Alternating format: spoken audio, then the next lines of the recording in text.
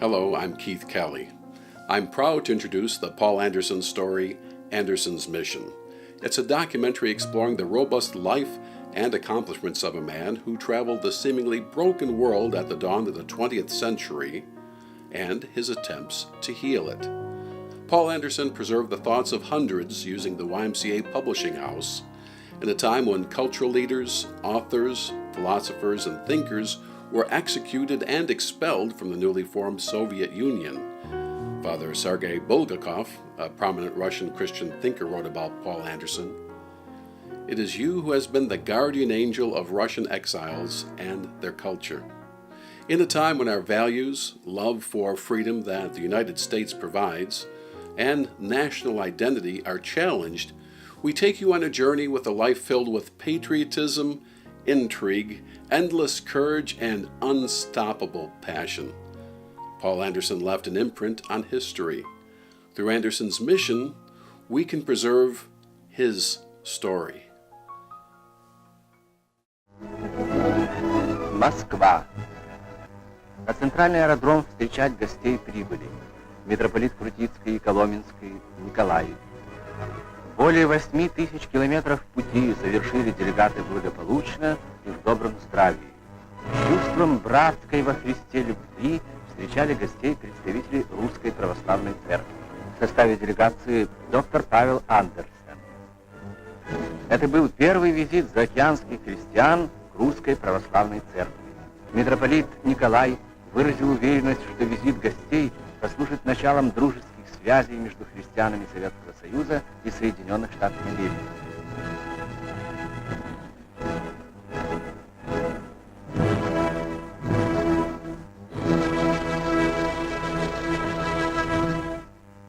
I am Mary Anderson Glenn, daughter of Paul B.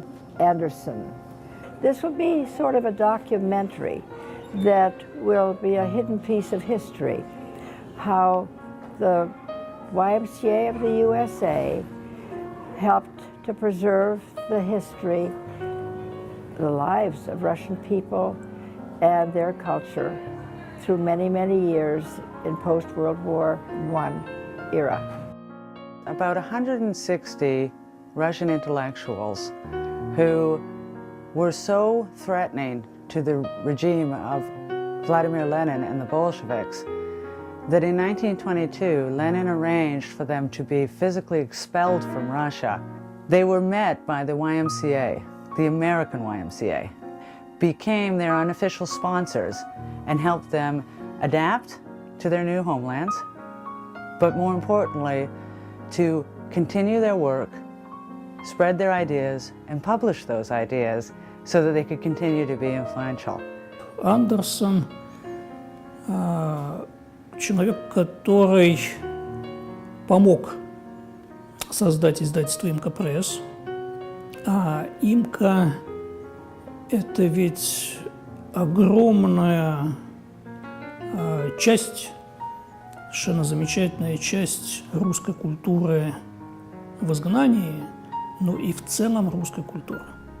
Где-то, где праздновалось какой-то юбилей Пола Андерсона. И я его впервые увидела. И поняла, что этот гигант на самом деле, ну, это такой наш Дед Мороз или ваш Санта-Клаус. Это человек, который, вся красота которого в его необычайной доброте. He was a man, first of all, he was such a delightful human being, so unpretentious, so natural, so relating culture to the way people lead their lives and what they believe in and so forth, without hitting you over the head with it. Paul Anderson was a pioneer. Paul B. Anderson was an outstanding figure for a number of reasons, but one reason is that he made a very serious attempt to learn the Russian language, to understand Russian culture, and to develop a wide range of relationships with Russians. And all three of these factors help explain his desire to support the Russian Orthodox Church. The work of Paul B. Anderson was rather unusual. There were not many people that knew Russian Orthodoxy well. He eventually became a leading expert in the Western world on Russian Orthodox Christianity. From the theology to the philosophy to the current political status, he was someone that knew the information, but he also cared. He wanted to serve his friends and to do what he could to help preserve this culture and this faith and this way of life into the future. The goal of our documentary film is to show the spirit of volunteerism in action, to honor the memory of Dr. Anderson, and to inspire the younger generation of Americans to continue voluntary efforts and bring about beneficial changes in the world based on high moral and spiritual values. Anderson's mission.